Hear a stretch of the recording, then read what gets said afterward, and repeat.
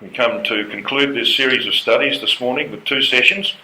This one, the rise of Babylon the Great, will deal with the first 9 verses of Genesis 11, and then we're going to have a look at Genesis 11:10 through to chapter 12 verse 3 in the exhortation, and see the flip side of what we'll consider here in this session this morning. So let's start with this chart, this well-known chart based upon the writings of Brother Thomas and Elpis Israel and the exposition of Daniel. In this chart, of course, we have the image of Nebuchadnezzar over here on the left-hand side, the 4 beasts of Daniel chapter 7, the symbols of the apocalypse that lead us to the right-hand side of the chart, where we have, of course, the image of Nebuchadnezzar that will stand complete in the latter days when Gog is in control of the land of Israel. That image cannot stand up until all parts of the 4 world empires it represented are brought together into one massive image empire. And that will be, of course, the Confederacy of Gog. Now, an essential part of all 4 empires, of course, was the land of Israel. And so it will not be until Gog is in control of the land of Israel that that image can actually stand up. And that's the great drama, of course, of Daniel chapter 2. It only stands up for a very short time in all of its terror, and then Christ and the saints, the stone power of Daniel chapter 2, strike it on the feet, over it goes, and then it's ground to powder over the next 40 years. But, as you can see from this chart, what we have here is the symbology of Revelation chapter 17 overlaid on the image of Nebuchadnezzar that will stand up in the last. That's because, of course, they are one and the same thing. The head of the image is Babylon, and of course that's the thinking power of this system that brings it down upon the mountains of Israel. And so we're going to have a look at the rise of Babylon the Great in Genesis chapter 11. And as I said yesterday, and as I think we demonstrated yesterday, what we have here in this section of Scripture is the roots of all Bible prophecy. And that's certainly going to be true in our 2 sessions today. So, here we've got the Assyro-Babylonian Empire of BC 606, the rise of Nebuchadnezzar, right down to its overthrow by Cyrus the Persian in 539 BC. And of course we know that while Jehoiakim, the king of Judah, was foolishly and blasphemously carving up the scroll of Scripture that Jeremiah had dictated to Barak and was read out to the Jews in the 5th year of Jehoiakim, in that very year, brothers and sisters, while God's own people were rejecting his word, he gave a dream to the greatest monarch of the time, to Nebuchadnezzar. Isn't that amazing? That because his own people rejected his word, he went to the monarch of the Gentiles, the king of Babylon, and gave him the revelation of Daniel chapter 2. Okay, so that's where we are, and we of course see that Nebuchadnezzar in that record is called the head of gold. Babylon was the head of the image. And of course it has to play a very important part in the future. In Daniel chapter 7 verse 4, we read that the first was like a lion. So here you've got the way that God viewed these empires. The reason that he gave Nebuchadnezzar the dream of an image of a man was that that's how men view themselves. And that's why in Daniel chapter 3, Nebuchadnezzar creates an image all of gold in the human shape, in his own image. That's how men see themselves. But when God comes to deal with them, in Daniel 7, he presents them as he sees nations and empires. They're wild beasts, savage beasts who've torn his people Israel apart down through the centuries of time. So here we've got Babylon represented by this beast. The first was like a lion and had eagle's wings. And I beheld till the wings thereof were plucked. That is, the Assyrian phase passes, and it was lifted up from the earth, made stand upon the feet as a man, and a man's heart was given unto it. And that, of course, is telling us that the empire of Babylon was a little less ruthless than the empire of the Assyrians. You remember, of course, that Gog is represented by the Assyrians in prophecy. And the ruthlessness of Gog is spelled out for us in Zechariah 14. You know, the women ravished, the houses rifled, and all that sort of stuff. That comes from the Assyrian aspect. So the Babylonians were a little bit more humane than the Assyrians, but not much more humane. They were still a savage beast. Now you saw this image yesterday of the only known image of Nimrod. Now the Hebrew word marad is the basis of the name Nimrod. Adding an N before the M, it becomes an infinitive construct in the Hebrew, Nimrod. And of course it means the rebel, or we will rebel. And as we saw yesterday, he was the 13th generation from Adam, 13 being a number of rebellion. Now just a fascinating fact, this is not actually a scriptural phrase, but you take the words that are used in Genesis 10 verse 8, just flick back to Genesis 10 verse 8, you read, and Cush begat Nimrod. So Nimrod is the son of Cush. So if we take these three Hebrew words, Nimrod, Ben, which means a son, and Cush, his father, it just happens to have a numerical value of 666. Isn't that interesting? Nimrod has a numerical value, and there's the letters, 294, Ben's 52, and Cush is 320. Just happens to be 666. And I hardly need to remind anyone of Revelation 13 verse 18 that says, here is wisdom, let him that hath understanding count the number of the beast, for it is the number of a man. And his number is 666. This is just a fascinating fact along the way. So you can see that the relationship of Nimrod to Babylon is quite plain. Babylon the Great of the latter days. But what about Cush? He doesn't get quite the airplay that Nimrod gets, but he's probably in some ways even more important. Because you see, history records that Cush was also called Kish and Bel. He was the one that settled in Babylon first. He was the great original prophet of the Babylonian mysteries. In other words, he actually invented the basics of the Catholic catechism. He came from the brain of Cush. He's called Bel. Now, Bel means the confounder. And in actual fact, the symbol for Bel was a club. Now, what do you do with a club? I saw Brother Mark had something that looked like a club he was using to, in fact, here it is here. This is Brother Mark's club, see? What do you do with a club? Well, you bash something and break it into 1,000 pieces, don't you? That's exactly where the mind of Cush led. The mind of Cush was taken up by his son Nimrod, and Nimrod's rebellion brought about the scattering of the nations from one language into 70, you see. So that was his symbol, a club. And in actual fact, in Chaldean, his name means to break in pieces or to scatter abroad. Now, you will find Bel referred to in Isaiah 46 verse 1, Jeremiah 50 verse 2, and 51:44. And by the way, Jeremiah 50 and 51 just happen to be the basis of the whole of the Apocalypse.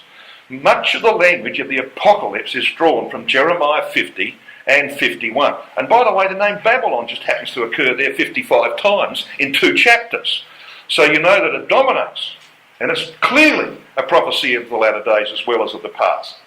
Okay, so here you've got a very important individual in Cush, known as Bel. Well, it's not hard to conceive how Bel can become Baal. And that's what happened. You see, Bel, Cush, was later on called Baal. And Janus. Now just remember Janus. This is not a lady's name, by the way. It's the word we get January from. And you'll see the reason for that in a minute. Okay, so you've got Baal and Janus that became the names of Cush. Cush began the form of false religion that spread throughout Mesopotamia and Canaan. And the principle that we see in operation here is the one that was in operation with Omri and his son Ahab. And I believe that Yahweh in Micah chapter 6 verse 16 uses this formula because it's actually based upon Cush and Nimrod. In the same way that Cush was the ideologue, the man who put together the ideas, the doctrines, and his son Nimrod implemented them, so it was true that Omri was the statute maker and Ahab was the performer of his father's statutes. That's how it worked with Cush and Nimrod. That's how it worked with Omri and Ahab. So in Micah 6 verse 16 you read, "For the statutes of Omri are kept, and all the works of the house of Ahab." And that's how it functions, isn't it? Brain thinks, body does. Okay? Brain thinks, body does. And so it was in the case of Cush and Nimrod.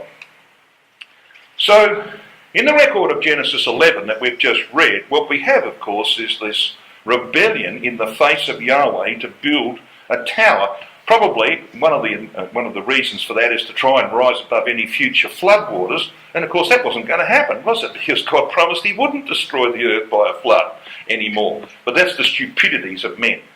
So they said, "Go to, let us build us a city and a tower whose top may reach unto heaven, and let us make us a name, lest we be scattered abroad upon the face of the whole earth," which is exactly what happened. They were scattered abroad upon the face of the whole earth. Now, what you see there, of course, is Peter Bruegel's painting of the Tower of Babel, which is completely wrong. It was a ziggurat, as you're going to see, and a ziggurat is actually square. But let's just review what happens here in Genesis 11, verse 4. As they said, "Let us build us a city and a tower to make us a name." Now, that word name there just happens to be Shem. Right, so there's going to be a play here upon this word Shem. It means not just a name, but a name of renown. And so I think there is a possible deliberate play on that name. Who was installed, of course, Shem, we believe, was, as Brother Thomas says in Ilpis Israel, we believe was Melchizedek. He was installed as Yahweh's priest in Salem. Genesis chapter 14 and verse 18 tells us that. Brother Thomas makes the comment in Ilpis Israel, "It is probable that Shem was the personage to whom Abraham paid tithes on his return from the slaughter of the kings." And of course the scripture conceals that for good reasons, as we said yesterday, because in Hebrews chapter 7 it's one of the principal arguments about the type of Melchizedek, that he was a type of Christ. In actual fact, Paul makes a very important point in Hebrews 7. He says of Melchizedek that he was made after the likeness of the Son of God. The Son of God wasn't made after Melchizedek, right? Melchizedek was made like unto the Son of God. So he was set forth, therefore, as a type. The Son of God being much greater than him. So this rebellion of Nimrod and his company sought to promote a counterfeit religion. The ancient Antichrist, brothers and sisters. So what does Antichrist mean? Well, Antichrist means in the place of Christ, or instead of Christ. So here was one who was going to replace Christ. Nimrod set out to replace God. Right? He was going to be instead of God. He became the first God king on earth, and therefore the first pope. Now all of that's going to come out as we proceed. And I'm going to throw at you a mountain of quotations so that you can see that this doesn't come out of my little brain, okay? This comes out of history, and you're going to see its relationship to the Word of God. Now, most of you are quite familiar with this, but it won't hurt to go over this ground again. Some of these quotations I'm pretty sure you haven't seen, and therefore it will be of interest to you. So what's God's answer to Nimrod's rebellion? Well, in the very beginning, the Elohim said, Genesis 1:26, on the sixth day of creation, "Let us make man in our image and after our likeness." They were made with the mental and moral capacity of the Almighty himself. But now man defies that objective. Genesis 11 verse 3, "Go to," they said, "let us make brick." So they're going to defy God's objective in their creation. In verse 4, "Go to, let us build us a city and a tower. Let us make us a name, a Shem." But God's response in Genesis 11 verse 7 is, "Go to." He sends the Elohim again. Just like they were in the first 6 days, he sends the Elohim again. "Go to, let us go down and there confound their language." So what we have here, of course, is the intervention of God to overthrow the rebellion of man. Now come to the record of Genesis chapter 10 with me, because we read verse 8. Let's read it again, and then read verse 9 of Genesis chapter 10. Genesis 10 verse 8. And Cush begat Nimrod. He began to be a mighty one, a Gibbor, it's a mighty warrior in the earth. He was a mighty hunter. Now, Rotherham translates it, he became a hero in the earth. Now, this, of course, is telling us that he was a man of some ability when it came to hunting, not only of animals, as we're going to see, but also of men. It says, in verse 9, he became a mighty hunter before Yahweh. Wherefore it is said, even as Nimrod, the mighty hunter, before Yahweh. Now that word before there is pani. Twice it is used here. And pani means in front of, before, to the front of, in the presence of, or in the face of. Okay, so that's exactly what it means here. This was not Nimrod standing humbly in the presence of God. This was Nimrod defying God, flying in the face of God, deliberately setting out to contend with God. That's what it means here, brothers and sisters. And Keel and Dalish, in their commentary, say this. They use the Hebrew tetragrammaton here, which is interesting. In the face of Yahweh can only mean in defiance of Yahweh, as Josephus and the Targums understand it. So you ready for this series of quotations? The Targum of Jonathan says this about Nimrod. From the foundation of the world, none was ever found like Nimrod, powerful in hunting and in rebellions against the Lord. And we saw, of course, yesterday, the Assyrian tradition was of mighty hunters. They gained their power, did these kings. They retained their power by their ability against wild animals. They were mighty hunters. But they were doing it in the face of Yahweh, in defiance of him. They were going to usurp his authority. Because you see, whereas God gave dominion first to Adam and then to Noah in some degree over the wild animals, and those animals rose up against them, along comes a man who says, well, I'll defend you. God took away that dominion. I'll restore dominion over the wild animals. All right? I'll become God. And they began to worship him as God. Have you ever heard of the Gilgamesh legend? Well, they found tablets. So the question is asked, is Gilgamesh actually Nimrod? Well, this is a quotation. This is a commentary on the tablets that they found. A quotation from those who write about these subjects. Gilgamesh was a vile, filthy man. His arrogance, ruthlessness, and depravity were a subject of grave concern for the citizens of Uruk, which is actually Erech, and we're going to come to that city in a moment, Genesis 10 verse 10.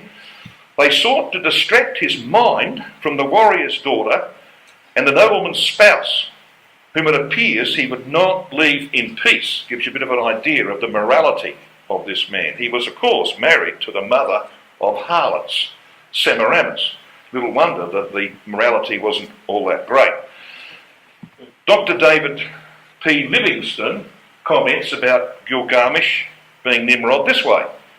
In the epic, the hero is a vile, filthy, perverted person, yet he is presented as the greatest, strongest hero that ever lived, so that the one who sent the flood will not trouble them anymore. Gilgamesh sets out to kill the perpetrator.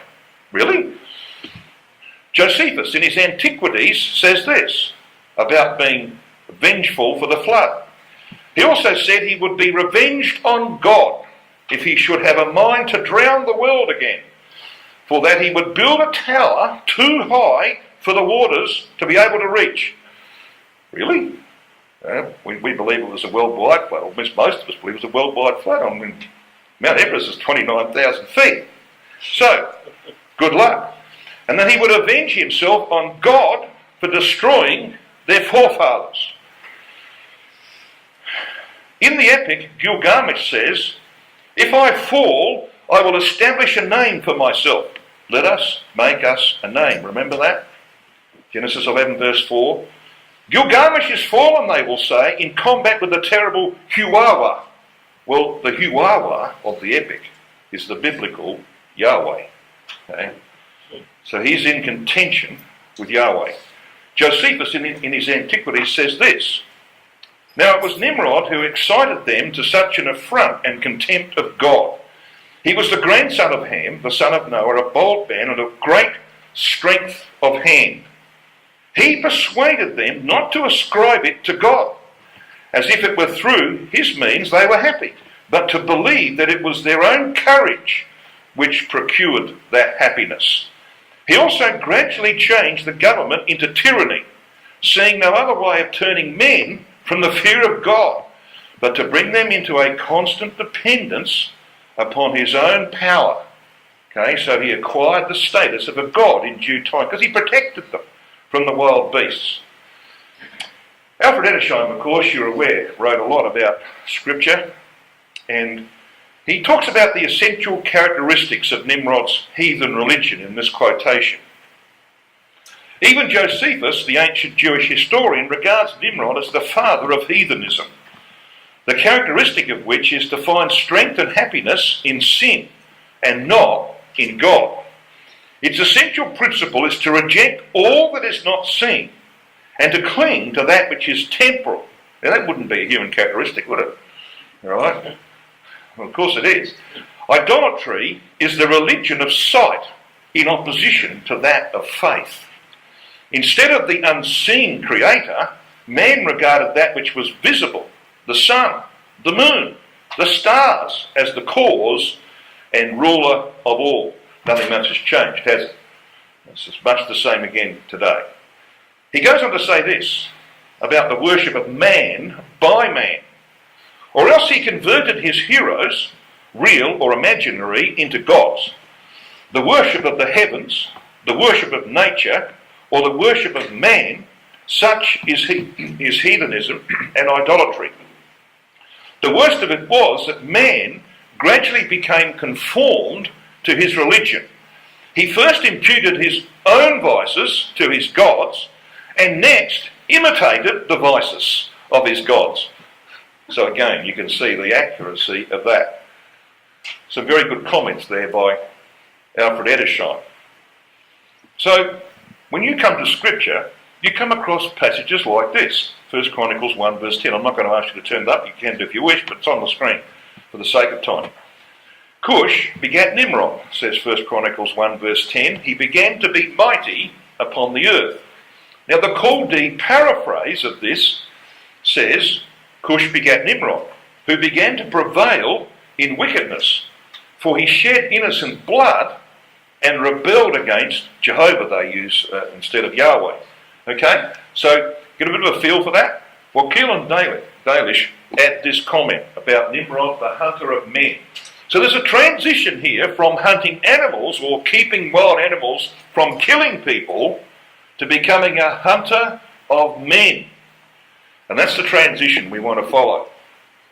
So Keelan Dalish comment, Nimrod was mighty in hunting, and that in opposition to Yahweh.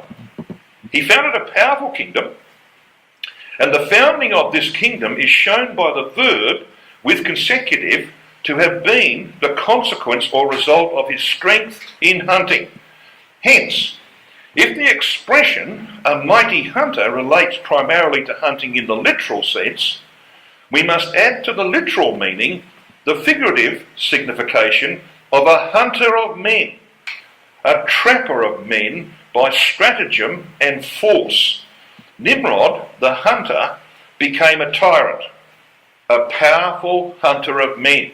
So he began by being a hunter of wild animals, therefore he acquired the status of a god in the eyes of the people he was protecting, and then he went on to become a hunter of men. Does it sound like another system that we've known in history that's to become a hunter of men? You answer it for yourself. The Jerusalem Targum says this about Nimrod being a hunter of the sons of men. He was powerful in hunting and in wickedness before the Lord, for he was a hunter of the sons of men. And he said to them, Depart from the judgment of the Lord, and adhere to the judgment of Nimrod. Therefore it is said, as Nimrod is the strong one, strong in hunting and in wickedness before the Lord. So all of those quotations were designed to lead us to the development of Babylon the Great. We want to now transition from the times of Cush and Nimrod to our own times, to the establishment of the power that Christ and the saints are going to destroy in the events of Armageddon and beyond, especially beyond, the power of Babylon the Great. Babylon, of course, became the symbol of rebellion and oppression. That's what we read, didn't we? Have a look at Genesis chapter 11, verse 9. It says this: "Therefore is the name of it called Babel." Hebrew, confusion. In the Aramaic and other ancient languages, it means the gate of God. That's what they thought it was, the gate of God. Okay? But it actually is the place of confusion, the confusion of religion. And so Babylon becomes the symbol of rebellion and oppression, especially in relation to religion. And that's why, of course, we read, didn't we, in Genesis 10, verse 10, the beginning of his kingdom, Nimrod's kingdom, was Babel, and Erech, and Akkad, and Calneh in the land of Shinar, Shinar being the Hebrew equivalent of Semiramis, who was the original queen of that area. This is a quotation you may not have seen. In a book called Semiramis, Queen of Babylon, a gentleman by the name of Bryce Self makes many interesting comments. This is one of them, about the city building of both Cain and Nimrod. He says it was in Mesopotamia that the first cities were built after the flood. And the first of these was quite naturally named after the very first city built by man before the flood, Enoch. And we know who built that. It was Cain, of course. Due to vagaries of linguistic permutation, this name has come down to us as Erech or Uruk in Samaria. Not the Samaria of the land of Israel, but Sumeria, okay, of the land of the Babylonians. So it's an interesting quotation, isn't it? Because it's about the city. Now I want you to come back and have a look at these two mega cities that Nimrod built. Chapter 10 of Genesis. I'm going to start at verse 10. See the two mega cities that he built. It says in verse 10 of Genesis 10, "And the beginning of his kingdom was Babel." We just read about that. So the record of Genesis 11 tells us how Babel came into existence. "And Erech, and Akkad, and Calneh, in the land of Shinar, the land of Semiramis," okay, his wife. Now, the second mega city is mentioned in verses 11 and 12. But if you've got the King James Version, you may just need to make a little adjustment to the translation here. You see what it says in verse 11? "Out of that land went forth Asher, and builded Nineveh." Well, the margin in my Bible has an alternative. "He went out into Assyria." This is about Nimrod. So the word Asher there is actually the word for Assyria in the Hebrew. And it's talking about what Nimrod did after he had created one mega city. He decided he was going to create a second one. So he went out of the area of Babylon into Assyria. And he builded these cities, Nineveh, and the city Rehoboth, and Kali, and Rezin, between Nineveh and Kala. The same is a great city. So what's this talking about, brothers and sisters? We see the reason that he had 4 cities on each occasion is that he chose 4 towns in a sort of squarish or rectangular shape, and he built a wall between them. He built a wall between them, so that he walled off these places, so that the land inside was protected from wild animals. Now, when Jonah, you remember when Jonah was told to go to Nineveh to preach, in Jonah chapter 3 verse 3, we read that Nineveh was a city of 3 days' journey. Really?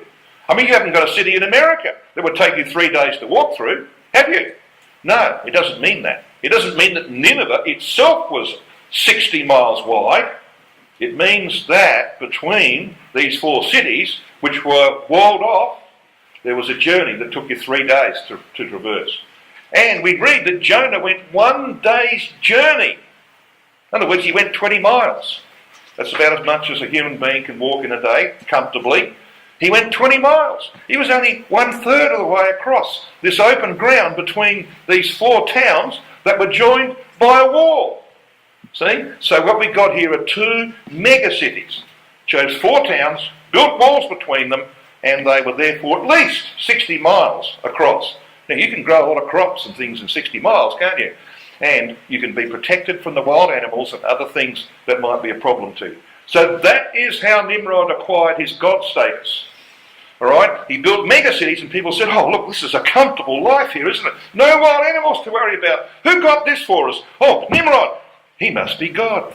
He has given us dominion over the wild beasts. He must be God. Yes, he becomes the first God king. He's the founder of the kingdom of men. He's the first pope, brothers and sisters. His title was the Pontifex Maximus. Just keep that one in mind. Okay? We're going to see where that ends up. So here we've got a very powerful man in the face of Yahweh. He has become the Antichrist or the anti-God, the replacement for God. Yes. So you can see where the system of Babylon the Great comes from. So that is why this is so important. Now the earliest Babylonian kings bore the title 4 races. He's got these 2 megacities with 4 towns, like 4 races. Okay? When God called Abram and developed from him Israel, the nation was marked by 4. There were 4 mothers for the 12 tribes. There was a 4-square encampment. There were 4 standards. The most holy was a perfect cube. Got the picture of that? What's God doing? He's going to reverse everything that Nimrod accomplished. And he's going to start with one man. And that man's Abram. And he's going to draw him from the very heart of Nimrodian apostasy. Reverse what Nimrod did. Not just to him, but to all peoples. And ultimately, he'll get them back into the one nation that came from the loins of Abraham, Israel. That's what he's going to do. See, this is the breadth, brothers and sisters, of this subject here in Genesis 9 through 12. It's huge. It's the roots of all Bible prophecy. So he built this tower. As I said, this is Bruegel's fanciful representation of it based on the Colosseum. And, of course, what we know is happening in our world today is that the European Union, when it came together in 1956, with 6 nations meeting in the Vatican, right, near the Vatican, 6 nations signing the agreement, the EEC agreement, now of course 27 minus Britain. What they set out to do was to rebuild the Holy Roman Empire. Yeah, they wanted to rebuild the Holy Roman Empire. And they represented it by, guess what? Here's their banner. This is Bruegel's painting of the Tower of Babel. And look at the defiance. If this is not Nimrod, look at the defiance. Europe. Many tongues which God brought about. Many tongues, one voice. Look at the defiance of that. They don't care what God did to confuse the tongues of mankind. They're going to overthrow it by their own methods. So they've set out to rebuild the Tower of Babel. And it just so happens that when they weren't able to build the highest tower in the world through lack of finance, they decided they would build another parliament in Strasbourg on the border, and it's right on the border with France and Germany. Half the city is in France and half the city, portion of the city is in Germany. Okay? And they built it on the pattern of Bruegel's painting of the Tower of Babel. You see the way that it looks like it's an unfinished building, doesn't it? See up here? Looks like the builder sort of ran out of money. No, it's deliberate. It's built on the basis of Bruegel's painting of the Tower of Babel.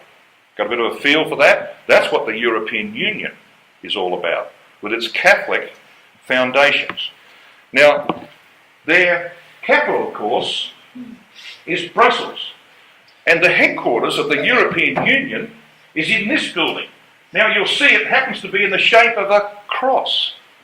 It's skewed, by the way, like their religion. Very skewed. Yeah.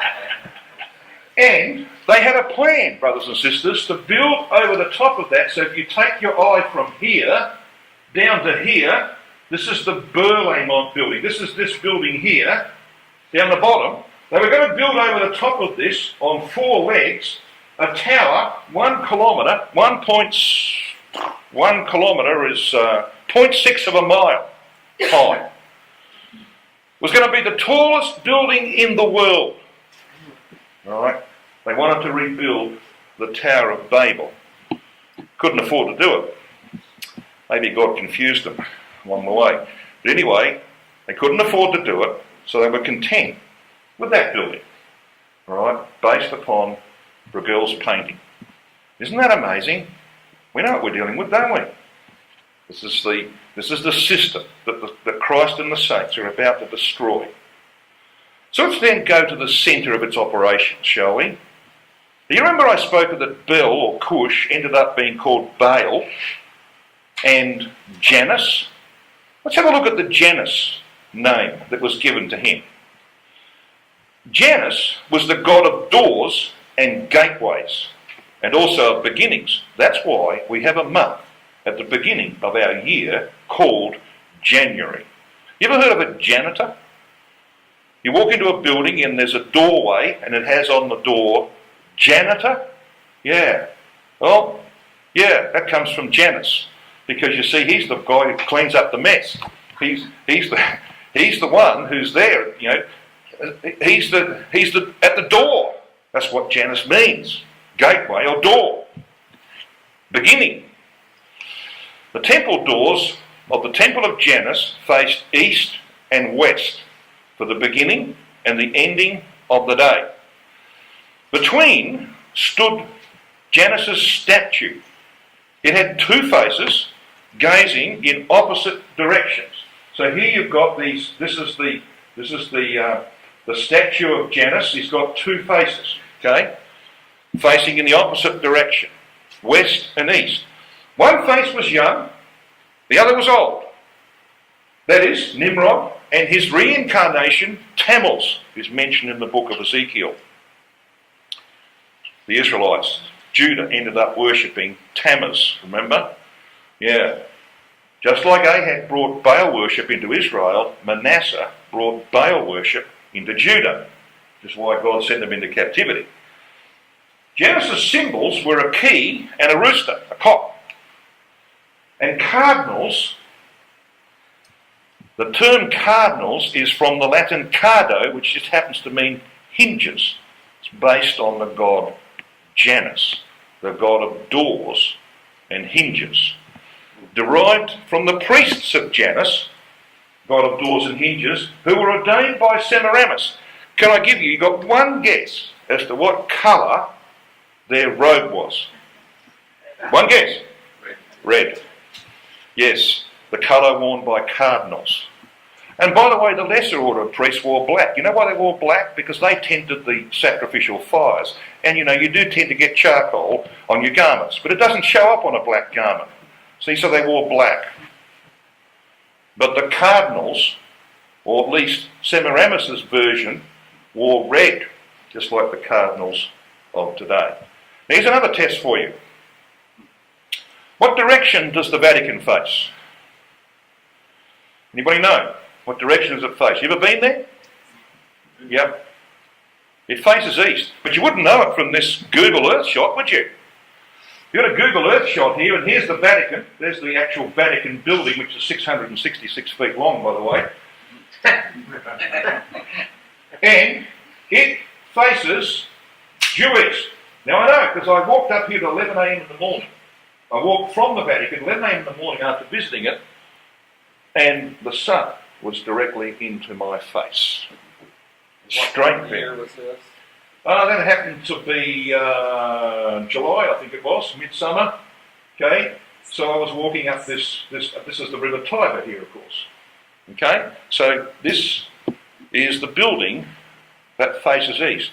That's because it's actually a temple of Janus. What was Janus's symbol that he was holding in his hand? Do you remember? A key. Look at this. That's the top of the key, the handle of the key. That's the part you put into the door, into the lock. See? So this building is a temple of Janus in the shape of a key. When you walk in the door, every doorway has got two keys. The two keys of the kingdom of heaven, which they think Peter, of course, their first pope, in their view, had. And moreover, when you go to the top of the Vatican, up to this dome, there's a little section in the middle. That's actually a lookout. And you've got to take 565 steps to get up there, and I was very disappointed it wasn't 666. But you get up to the top, and you're going to go this narrow little ladder way, and I had a backpack on, so it wasn't easy. And I got up there, and you look out, and look over the back of the Vatican, down to the garden bed. Guess what the shape of the flowers was in the garden bed? Two keys. Two keys. There are keys everywhere in this place. Because you see, it happens to be a temple of Janus. It happens to be the habitation of Cush. He created the Catholic Catechism. And sitting in that building is the successor of Nimrod, the Pope. Let's have a look at that. Let's go back to Babylon. You see in the background there, the round, incorrect shaped so-called Tower of Babylon. But there's something in front of it that's square. That's a ziggurat. Semiramis was the actual creator of the Hanging Gardens, not Nebuchadnezzar. He revived them, but Semiramis was the one who created them. And Semiramis, we saw yesterday, of course, is the woman upon whom Revelation 17 is based. The woman who sits upon the scarlet-coloured beast. Yeah, God's gift to the nations. Her symbol being the dove with its olive branch in its beak. Okay? Can't miss that, can you? So here she is. And of course, she had a very powerful kingdom in her time. And so they built the Ishtar Gate. Ishtar? Astar. Astar? Semiramis. That's where the Ishtar Gate comes from. Celebrating Semiramis. And of course, it said that every Easter, every Ishtar festival, that's where Easter comes from, every Easter or Ishtar festival, she brought the kings over whom she ruled to this place and consorted with them. She kept them in submission by consorting with them. She was a mother of harlots. She had power over the kings of the earth because she kept them under her foot by, having relationships with them. What a woman she was. No wonder she's picked up in Revelation chapter 17 as the mother of harlots, because that's where this system comes from. Here's the Ishtar Gate. Celebrated the great festival of Ishtar linked to the notorious orgies of Semiramis. She was the first mother of harlots and abominations of the earth. You can go to Berlin. You can go to Berlin and see that Ishtar Gate intact. It's there in Berlin as a memorial of these things. And so, of course, we know Revelation 17 speaks eloquently about that system that Christ and the saints are going to destroy in the events of Armageddon and beyond. The gift of the sea, her name means. And we read in Revelation 17 verse 15, the waters which thou sawest where the horse sitteth are peoples and multitudes and nations and tongues. Here is the paramour of world rulers. Now I want to finish this study here this morning by taking you to the title Pontifex Maximus. This is a photograph taken with my own camera on the floor of the Vatican. It stands not that far away from the statue of Peter, who has his big toe worn away with the kissing of millions of people over centuries. Okay? Not that far.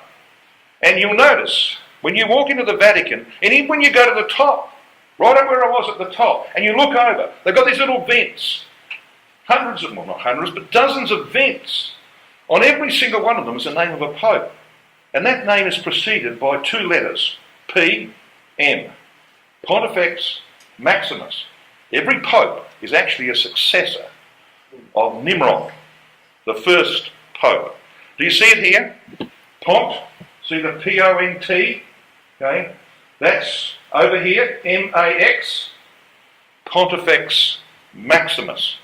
We want to examine that title, Pontiff. Where does it come from? Well, as I said, the Pope was acknowledged as the Pontifex Maximus of the Roman Church. It was the title of pagan Roman emperors who were official high priests of the pagan mysteries. And that title can be traced back to Nimrod. The supreme pontiff of paganism bore the Chaldean title Peter. Did you know that? So if you were the supreme pontiff, you bore a title in Chaldean, Peter, or the interpreter of the mysteries. You think that's accidental they chose Peter as their first pope? The office of Pontifex Maximus, or chief priest, was to declare and interpret the divine law and preside over sacred rites. So clearly, it's got a history that comes way from the times of Nimrod. Pontifex Maximus made its way from Babylon to Rome. Let's follow its journey. The Babylonian pagan worship of Nimrod, Semiramis and Tammuz, her son, who was the reincarnation of Nimrod, so she taught, marinated all religions of the world and became the source of the doctrine of the Trinity. Babylon came to Rome by way of Pergamum. The king priest who descended from Nimrod bore the title Pontifex Maximus. We read that in the two Babylons, pages 240 through 252. Or Supreme Pontiff, meaning bridge maker, like a punt or a bridge. That's where we get the word. Do you have the word punt in this country? Well, you may not, but we've got punts in Australia. And it's what you use to bridge a gap or to get across a river, see? It bridges a river. You take a punt or a pont. That comes from pontiff. It's a bridge maker. In other words, claiming to hold the key to the path of connection between this life and the next. The connection between God and man. That's the claim in the name Pontiff. So how did Nimrod get to Rome? After the death of Belshazzar in 539 BC, the Persian Emperor Cyrus conquered Babylon and forced the Babylonian princes to flee to Pergamum, which is what we would call in Western Turkey today. You can go to the city of Pergamum. It's one of the 7 cities of Asia that Christ wrote to. There was an ecclesia there. There was also shrines to Babylon there. They continued their reign there as king priests of Babylonian paganism. 2 Babylons again. In 133 BC, Attalus III, who had no heir, he couldn't pass his kingdom on to his sons because he didn't have any. He was the last king to rule in Pergamum. He bequeathed his kingdom to the Roman Empire in the west. And the kingdom of Pergamum was absorbed by the Roman Empire along with Nimrod's priests and the title Pontifex Maximus, and the first emperor of the imperial period of Roman government, the 7 forms. It was the 6th form of Roman government. Augustus Caesar adopted the title Pontifex Maximus. Okay. I want you to come finally, brothers and sisters, to Daniel chapter 8. Because Daniel chapter 8 told us this was going to happen. Daniel 8, of course, is about developments in the east. It's about the development of the Roman Empire in the east. And we know what happens in this chapter. We have a ram and a he-goat. The ram is Persia, Medo-Persia. The he-goat is Alexander the Great and his successors, the Grecian Empire. And there's got a notable horn, Alexander, and they strike down the ram in violence in the 3 wars that were fought, Granicus, Isis, Arbela, okay, overthrowing the Persian Empire. And then we read this, that Alexander's kingdom was to be broken up into 4 parts when he died prematurely at 32 years and 8 months. Look at what it says in verse 8 of Daniel chapter 8. Therefore the he-goat waxed very great, and when he was strong, the great horn, Alexander, we know from this chapter interprets itself, in verse 20 onwards, the great horn was broken, and for it came up 4 notable ones toward the 4 winds of heaven. So Alexander's empire was broken up into 4 parts. And we spoke about 2 of them last night, didn't we? The king of the north and the king of the south, Seleucus and Ptolemy. But then we read this in verse 9. And out of one of them, meaning Pergamum, came forth a little horn, which waxed exceeding great toward the south, and toward the east, and toward the pleasant land. That's a reference to Attalus III bequeathing the kingdom of Pergamum to the rising Roman Empire in the west. And this is what gave them a platform in what we call Turkey today to build their empire in the east. And in 324 AD, Constantine moved the capital of the Roman Empire from Rome to Constantinople, which became in history the Second Rome. We see in what you've just read on that screen, you see the fulfillment of Daniel chapter 8, because you see that kingdom of Pergamum housed the successors of Nimrod, and it was taken control of by bequeathal, it was taken control of by Rome. And the title Pontifex Maximus ended up being adopted by the Caesars, and ultimately was installed in Rome and then in Constantinople. That's how, brothers and sisters, we get Babylon the Great. So that all comes from Genesis chapter 10 and 11. What a remarkable piece of scripture this is.